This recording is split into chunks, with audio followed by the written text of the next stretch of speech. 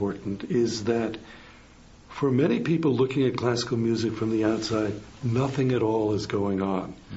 You know, the orchestra plays this week, and it's a bunch of dead white men. And, you know, the music is great. But the week after, it's another group of these marble busts in the museum. And to people from the outside, they can't see the difference. But if you say to them, you know what? There were some extraordinary women writing music in the 19th century, and that work was just forgotten. You don't even have to use a word like suppressed, simply forgotten. People could take an interest in that because people are interested in the status of women now.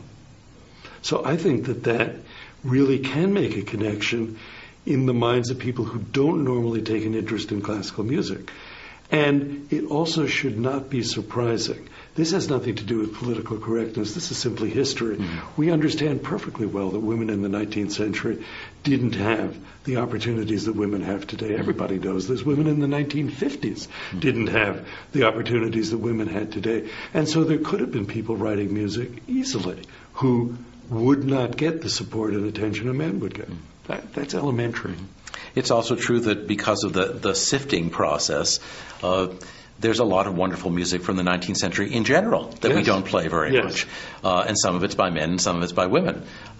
Some people are interested in reviving, actually at the Bard Festival, for example, they're often performing pieces that have gotten lost along the way by English composers and by the kind of second-rank German composers, and these are well worth listening to. Which often shed light, of course, on the composers we call the great composers, because we see the context they came after. Now, that might be a little scholarly for people who don't go to classical concerts often, or maybe not. People go to museum shows to see things like that. So they conceivably might come to concerts. What else do you think a musicologist could do? And I'm going to really put you on the spot by saying, if we're all going to try to make classical music thrive more, what can a musicologist do? It seems to me that for a lot of people who don't know classical music and don't know why they should care, part of it is that they don't have any sense of where this music came from. And musicologists obviously do know a lot about history and context, cultural context, and so on. So we do certainly have many ways in which we can convey some of what makes this music exciting, what kind of worldview it reflects, how it relates to painting at the same time, and political developments and so on. So that's what a number of us try to do in various ways in our work. Do you think it leads to any consequences for the way the music is performed?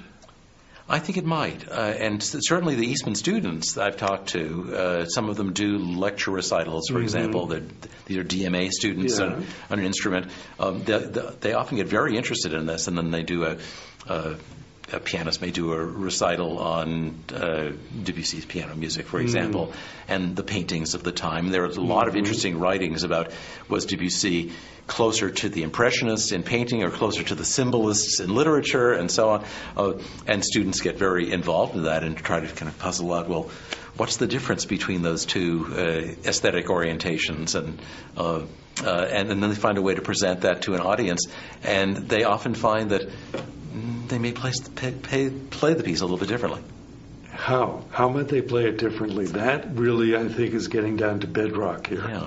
Well, one of the traditions that I've heard about from French pianists of Debussy is to play with a lot less pedal than we're accustomed to thinking of for Debussy. And I know people who studied with Yvonne Loriot, for example, Messiaen's wife. And that raises very interesting questions because, of course, Impressionist painting, although we may think of it as blurry and so on, as if you look at the brushwork and so on, it's very precise. It says very precise. Yes. It's more kind of juxtaposition of very discrete colors jutting against each other. And I think when you're hearing somebody play Debussy in this way, even if you're not familiar with the issues, you're not a Debussy expert, maybe you don't go to classical concerts hardly at all, and so you don't jump up and say, my God, she's not using pedal. But you do sense the commitment that the performer is bringing to it, having found something of their own to bring to it, some new understanding that they have that maybe other people don't have in the same way. Yeah. I thought also of your example of Aida. Mm-hmm. You're staging the Triumphal March, and it's easy now to take the trumpets for granted. Mm-hmm. First of all, I bet very often they're done on orchestral trumpets, mm-hmm. which aren't the natural trumpets. Right. Mm-hmm. Even though we know that Verdi went to great lengths to have them built precisely to his specifications so that they would sound really unusual. So it might suggest another way to stage the scene so the trumpets got a lot of prominence. And even if they were being played in the orchestra, maybe the dancers or whoever who walk across the stage pretending to play them could do it with a great deal of panache, understanding that Verdi meant something very extraordinary to be happening in music that now you could say is so hackneyed, everybody who goes to the opera knows it by heart. Right. But knowing the impression it made then, there are so many ways you can try to bring that back. I sometimes feel like I'd love almost anything to be tried that could make the opera-going experience, the concert-going experience fresher. Now, what's the craziest thing you can think of? Oh, gosh. I don't know. One of the craziest things I can think of is for people, because I deal with Eastman students all the time, for them to listen to early 20th century recordings, of which we have many, and notice how differently music was played back then the way it is now, and to see whether they might want to try some of those things. I'm not saying imitate exactly. For example, what? I've actually regularly exposed the undergraduates in my classic romantic survey course to performances of Chopin by Joseph Hoffman and Sergei Rachmaninoff. These are recordings from the 1920s and 30s, and they slow down and they speed up, and it says play pianissimo and they play fortissimo, and they obviously feel they own this music. They're probably not even looking at the score anymore because they memorized it when they were 11. So in a certain sense, they feel that they embody the tradition, and then they can play the music however they feel at the moment. So that all of those decisions that they make, whether they're spontaneous or whether that's the way they've been playing it for years, go so contrary to the indications of the score that the students, I think, would get into a lot of trouble, probably if they went to a piano competition and tried to play that way. So if you say what would be extreme is to try to play now the way people used to play 80 or 90 years ago. That is remarkably true, and it certainly holds for orchestral playing. There's a famous recording of the Beethoven Violin Concerto. I think Fritz Kreisler is the violinist and Bruno Walter is the conductor.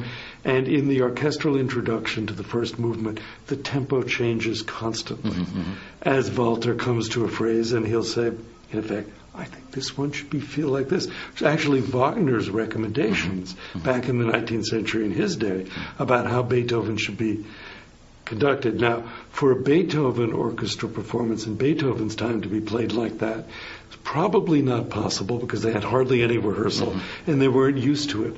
For Beethoven to play his piano music like that, very likely from everything we know he did. And so it doesn't become inappropriate then to play the orchestral music like that. And recently, Mikhail Pletnev released a set of the Beethoven symphonies with the Russian National Orchestra in which he does do this. I want to hear those. The first movement of the Eroica, for example, is full of different tempi, which an unsympathetic hearer will say it's a distortion of the piece, a violation of everything Liszt was trying to accomplish. Somebody sympathetic will say, but it gives every passage such a distinct character that you can't wait to hear what's going to happen next. Yeah. But I think the key to it is just what you said. People have the chance to make music their own.